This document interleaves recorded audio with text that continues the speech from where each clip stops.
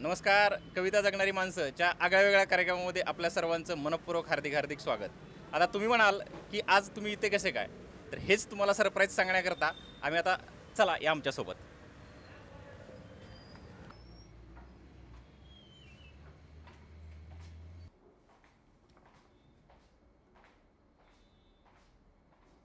तर हे आहे आजचं आपलं सरप्राईज. नमस्कार मॅडम.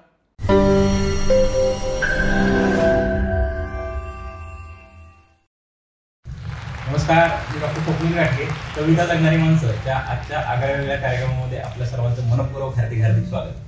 आजच्या या वेगळ्या कार्यक्रमामध्ये आपल्याला प्रमुख पाहुणे म्हणून लाभलेले आहेत शमीबा पाटील मॅडम. मॅम, आपलं मनपूर्वक हार्दिक स्वागत या कार्यक्रमामध्ये. आपला मॅमचा अल्प परिचय आपल्याला देतो. पूर्णवेळ सामाजिक कार्यकर्ता म्हणून त्या कार्यरत आहेत.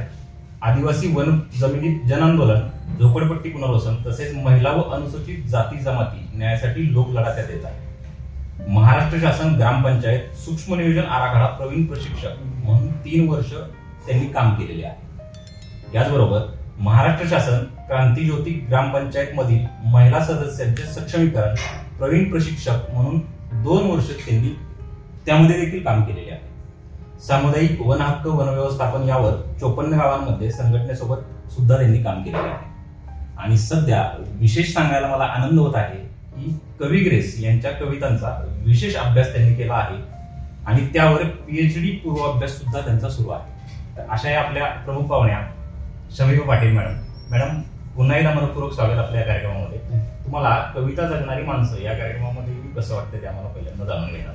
एकतर कार्यक्रमाच्या नावातच त्याचं सगळं काही सामावलेलं आहे. कविता हा माझ्या स्वतःच्या, आपण ज्याला म्हणू की मर्मबंधातली ठेव असा जो शब्द वापरला जातो, कविता हा माझ्या स्वतःच्या जगण्याचा भाग आहे. मी स्वतः कवितेवर प्रचंड प्रेम करते.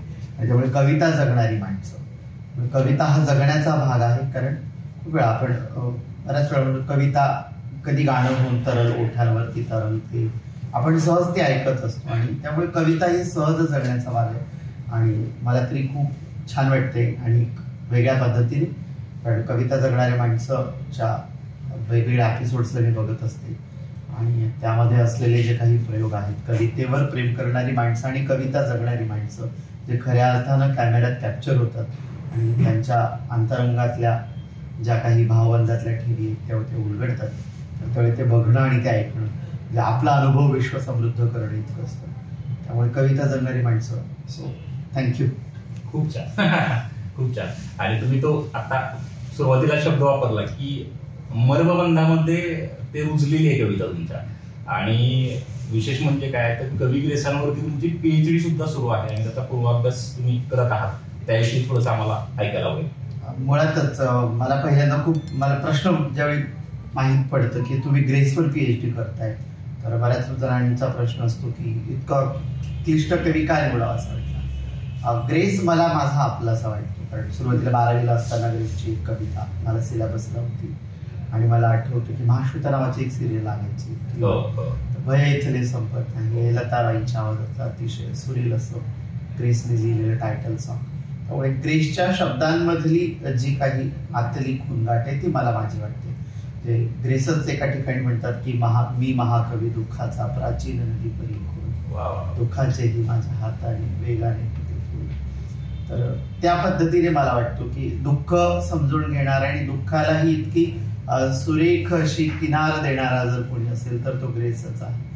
आणि त्यामुळे मला ग्रेस आपलासा वाटतो आणि म्हणून मी ग्रेसवर अभ्यास करायचं ठरवलं. आणि मग ग्रेस अगदी 12वीपासून मग आतापर्यंत माझ्या PhD पर्यंत ग्रेस पूर्ण कळला असा दावा मी कधीही करू शकत नाही. पण अभ्यास करते, समजून घेते. म्हणजे तुम्ही किती नितांत ग्रेस यांच्यावर, कवी ग्रेस यांच्यावरती प्रेम करत असाल याच्यातून समजतंय की तुम्ही आता म्हणालात की अजूनही तुम्हाला कवी ग्रेस पूर्णतः समजलेले नाही. म्हणजे याचा अर्थ की त्या व्यक्तीवरती किती अतोनात तुमचं प्रेम असणार आहे. मुळातच ग्रेस इतक्या लवकर उलगडावा असा नाहीये. म्हणजे ग्रेसच्या कवितांमध्ये, कारण ग्रेसच्या कवितांमध्ये तुम्हाला दुःख सापडेल, दुःखाच्या भोवती केलेला जो काही शब्दांचा, मी नेहमी बोलताना म्हणते की मराठीत ज्ञानदेवांनंतर जर कुणी वैभव संपन्न केलं असेल मराठी भाषेला तर ते ग्रेस.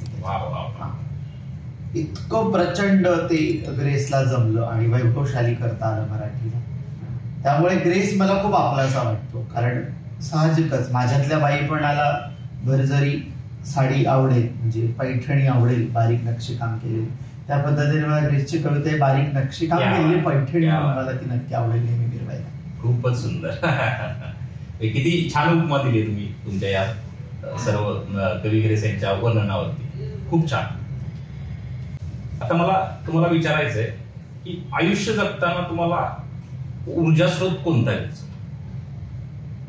आयुष्य जगत असताना ऊर्जा स्रोत जर मी म्हणेल तर मी नेहमी म्हणते की मी पैशाने श्रीमंत होऊ कधी इच्छित नाही. माझ्या गरजेपुरता मला मिळतो तेवढा मला पुरेसा आहे. कारण माझ्या आयुष्यात असलेली माणसं जी आहेत तर ती माणसं खूप महत्वाची आहेत माझ्यासाठी. आणि माझ्या आयुष्यात अशी माणसं आहेत म्हणजे माझ्या आयुष्याला वळण लावणारी माणसं असतील, किंवा माझ्या लिखाणाला त्याचा एक बाज देणारी माणसं असतील, किंवा मग माझं स्किल जे मी म्हणेन की मला आठवतं की मी 11वी-12वी पर्यंत प्रचंड इंट्रोवर्ड असलेली पर्सनॅलिटी माझी, आणि त्यानंतर आता इतकी आउटवर्ड आहे की मला इंट्रोवर्ड होताना त्रास होतो पर्सनली.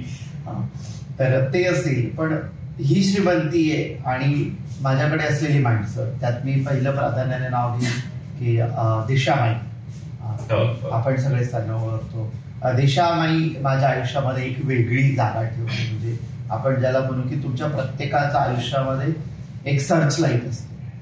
आणि कारण तुम्ही वादळी प्रवास करताय, तुमची नौका समुद्रात सोडली आहे, तर तो जर दीपस्तंभ नसेल तर तुमची नौका दिशाहीन होती. तर ती माझा दीपस्तंभ आहे. आणि असा दीपस्तंभ असल्यामुळे मी हा माझा प्रवास छान करू शकते. डॉक्टर सुगन बरंट म्हणून माझ्या आयुष्यात असलेले जे माझ्या मानसपिता आहेत अशी माणसं आहेत. प्रतिभा शिंदे सारखी एक बहीण जी चळवळीतले रडवैया आहे. प्राची सूर्यवंशींसारखी मी त्याला मम्मी म्हणते, ती एक ट्रान्स आहे पण ती एक चित्रकार आहे, ताकदीची चित्रकार आहे. अशी माणसं माझ्या आयुष्यात आहे की ती माझ्या प्रत्येक स्किलला मला एक वेगळी जागा देतात. आणि जी माणसं तुम्ही आता सांगताय त्या माणसांनाच तुम्ही तुमचं कुटुंब मांडलेलं आहे हे आता दिसते. एक जणाला कोणाला पिता समान मांडलेला आहे, कोणाला आईचा दर्जा दिलेला आहे, तुम्ही कोणाला बहिणीचा दर्जा दिलेला आहे. तर हेच तुमचे ऊर्जा स्रोत आहेत असं म्हणायला हरकत नाही. येस, हेच माझं कुटुंब आहे, हेच माझं कुटुंब आहे, हेच माझी ऊर्जा स्रोत. खूप छान, खूप छान. आता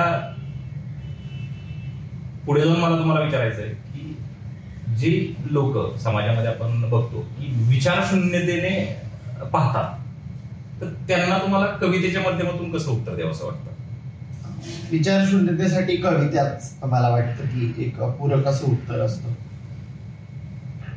माझ्या एका कवितेमध्ये, कारण आपण पेट्रियार्किकल समाज व्यवस्थेमध्ये जगतो की पुरुष प्रधान संस्कृती, आणि मी ज्या समुदायातून येते भारतीय समुदायातून, आणि बाईची ही किंमत इथे प्रोडक्टिव्हिटीवर आहे. आणि या प्रोडक्टिव्हिटीला कशा पद्धतीने आपण म्हणू की कॅपिटलायझेशन ॲक्वायर केलेलं आहे. यावर एक माझी कविता की जर पोटात पिशवी असती, मांड्यात भेग असती, तर अलग राहिली असती जिंदगी. आणि वर तुमच्या दांडक्याच्या बाजारात किंमत पण राहिली असती. तुम्हाला वर चढता येतो.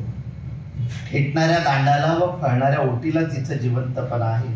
कारण वरच्या कडेला फळते, खालच्या आळीला झडतो, म्हणून तुला भाव आहे. मी पण असतेच ना उभी, पण मला झडणं व फळणं नाही, म्हणून नाही तुमच्या हरामीपणात किंमत. असं असतं तर मी पण मारते फाट्यावर, तुम्हाला नको तर मला पण नको तुमची जन्नत. जर मांड्यात दांडू नसता पुरुषांचा, तर आम्हाला सगळ्यांना काहीतरी दुसरी कामं करता आली असती, पासलं पडल्याशिवाय.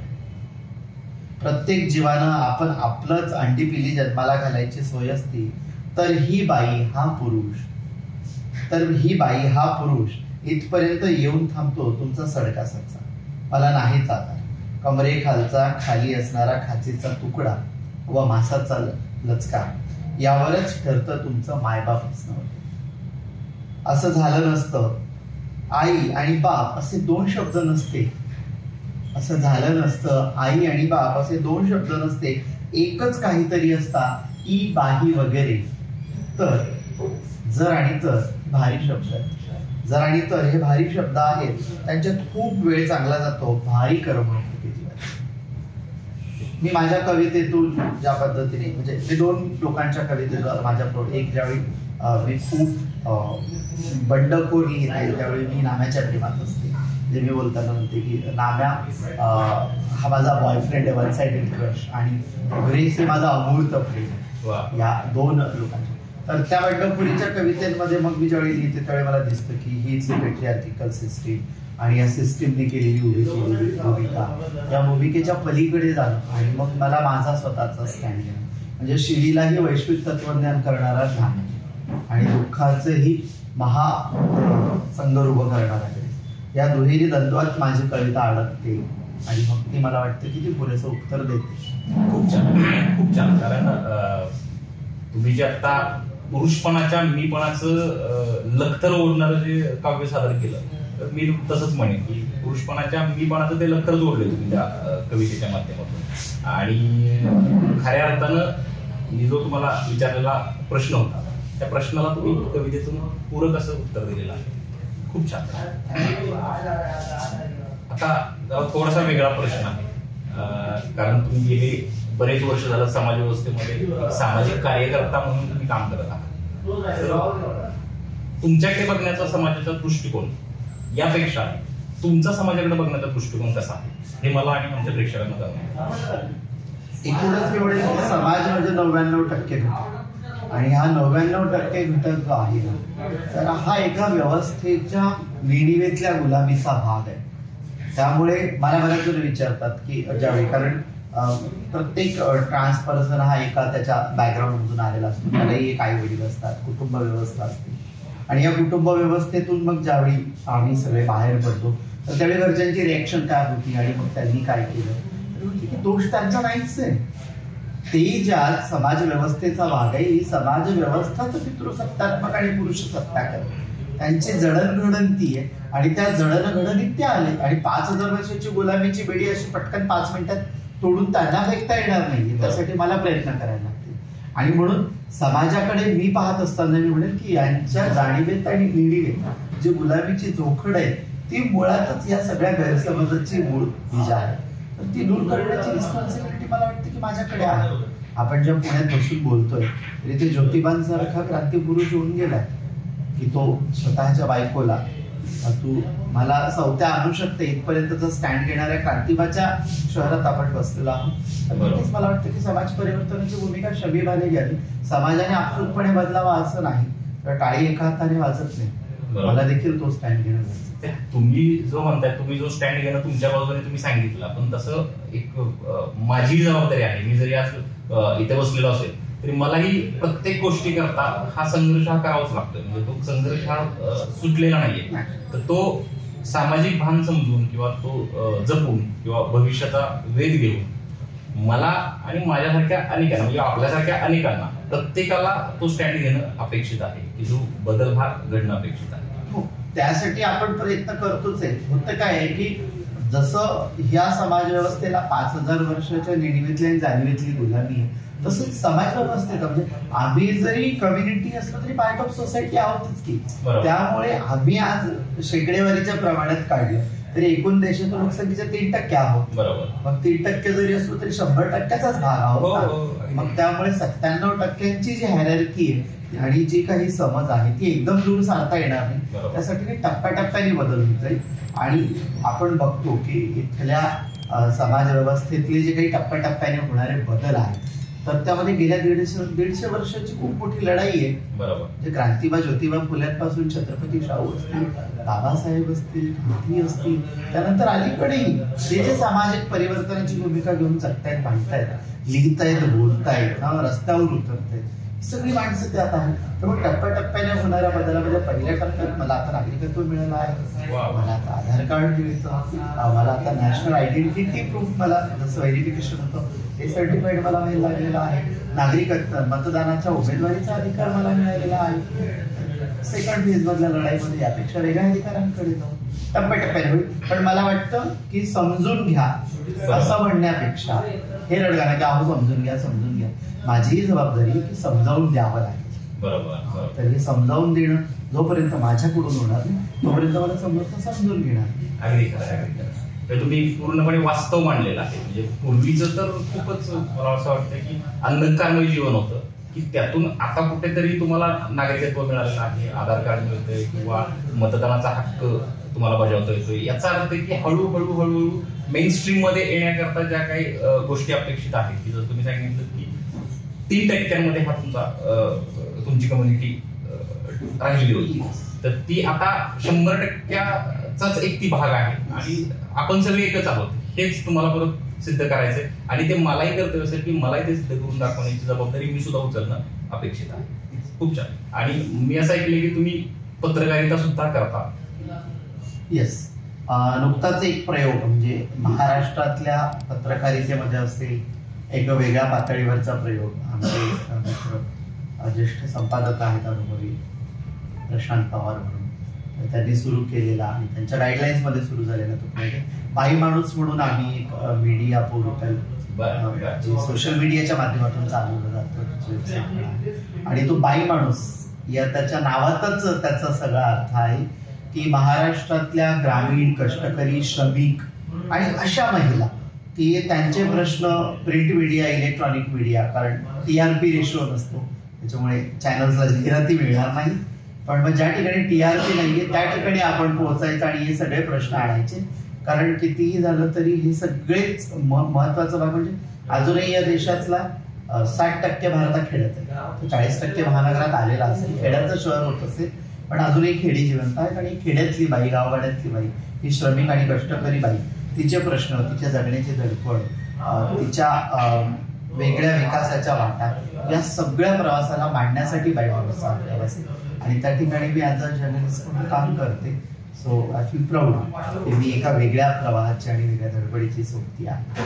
खूप छान. म्हणजे तुम्हाला या कार्यासाठी सुद्धा आणि तुमचा जो आता लढा चालू आहे त्या दोन्ही गोष्टींसाठी आमच्याकडून भरभरून शुभेच्छा. आणि या कार्यक्रमाचा भाग म्हणून तुमच्यावरती एक मी कविता केली आहे, ती तुमच्यासमोर मी आता सादर करतो. तर कवितेचं शीर्षक आहे मोगरा. बहुगंधी फुलझाडांमधला मी तोच मोगरा तुमच्या विचारधारेत आहे मिसळणारा. बहुगंधी फुलझाडांमधला मी तोच मोगरा तुमच्या विचारधारेत आहे मिसळणारा. सुगंध मलाही माणुसकीचा, नात्यांच्या बांधिलकीचा, जो आहे अत्तरासम दरवळणारा. बहुगंधी फुलझाडांमधला मी तोच मोगरा तुमच्या विचारधारेत आहे मिसळणारा. सुगंध मलाही माणुसकीचा, नात्यांच्या बांधिलकीचा, जो आहे अत्तरासम दरवळणारा. जरी व्यवस्थेने कुरूप म्हणून कोपरा दावला, जो उजेडातही न दिसणारा. जरी व्यवस्थेने कुरूप म्हणून कोपरा दावला, जो उजेडातही न दिसणारा. तरी नशिबास ज्याने लिहिले माझ्या, त्या विवेकाने जिद्द पेरून मार्ग दावला, अंधारातही दिसणारा.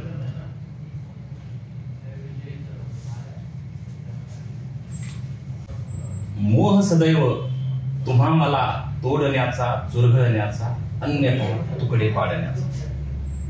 मोह सदैव तुम्हा मला तोडण्याचा, चुरगळण्याचा, अन्यथा तुकडे पाडण्याचा.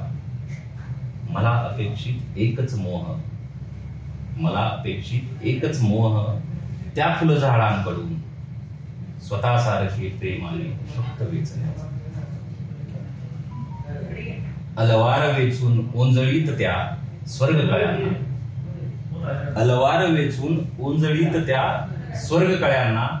रूप विलक्षण तेज प्रतापी या माणूस. अन्न वस्त्र निवारा, अन्न वस्त्र निवारा, सोडून तुमच्याहून वेगळं काय हवं असतं, सांगा तरी या एकदा मोगऱ्याला. सांगा तरी एकदा या मोगऱ्याला. मी म्हणणार नाही काय, कारण तुमच्या ऐकूनच पूर्ण करीत तुम्ही केलेली जी मांडणी, मी जो विचार करते की अन्न वस्त्र निवारा, अजून काय हवं असते, सहज दरवळण हवं असतं.